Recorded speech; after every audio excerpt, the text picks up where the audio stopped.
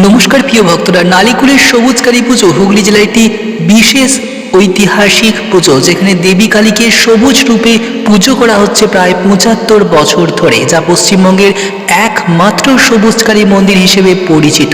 এই পূজায় দেবীর গাত্রবর্ণ সবুজ এবং বিশদ রটন্তী অমাবস্যা তিথিতে বাৎসরিক পূজা অনুষ্ঠিত হয়, যেখানে জুঁই ফুল ও ইলিশ মাছের ভোগ দেওয়া হয়, যা দেবীর প্রিয় বলে মনে করা হয়। গত ১৭ই জানুয়ারি পুজো ছিল এবং সেই দিনেই অনুষ্ঠিত হলো এক সুন্দর মুহূর্ত এবং সাংস্কৃতিক অনুষ্ঠান সহকারে সেখানে তৈরি করা হয়েছে একটি কালীঘাট মন্দিরের আদলে মায়ের মন্দির। আমরা সবুজকালীর যে মন্দিরটি দেখতে পাচ্ছি তার চূড়াটি একেবারে কালীঘাটের মন্দিরের আদলে তৈরি করা হচ্ছে।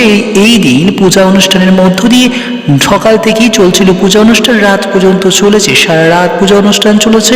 ৭৫ বছরের পূজা অনুষ্ঠান, যেখানে মায়ের মন্দির কালীঘাটের মন্দিরের আদলে দেখতে হলে অবশ্যই আপনাকে আসতে হবে। কীভাবে আসবেন অবশ্যই জানিয়ে দেবো, দেখতে থাকুন ভিডিওটি।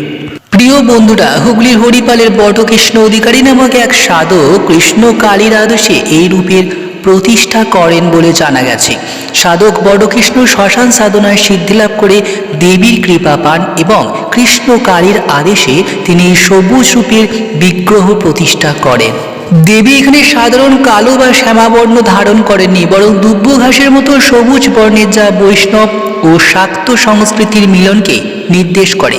দেবীর অঙ্গরাগ হয় দুব্য ঘাসের কচি পাতা দিয়ে। প্রিয় ভক্তরা, যদি আপনারা এখনও না এসে থাকেন অবশ্যই আসবেন পশ্চিমবঙ্গের বিখ্যাত হুগলির এই সবুজ কালী মন্দিরে, যেখানে হচ্ছে কালীঘাট মন্দিরের আদলে মায়ের নতুন মন্দির দেখতে পাচ্ছি আমরা। সেই সবুজ কালী মাকে এবং মায়ের ভোগ বিতরণ চলছিল।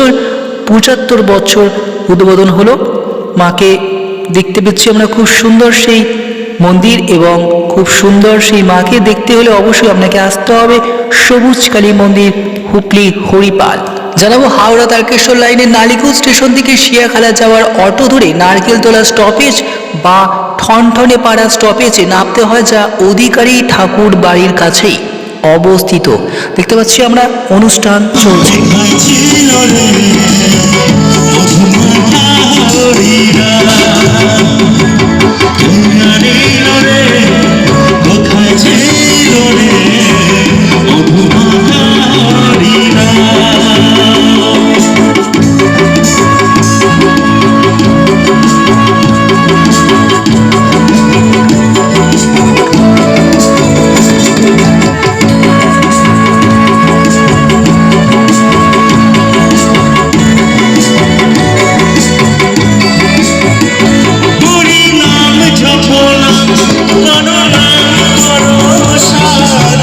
হরি নামে ভাষা করি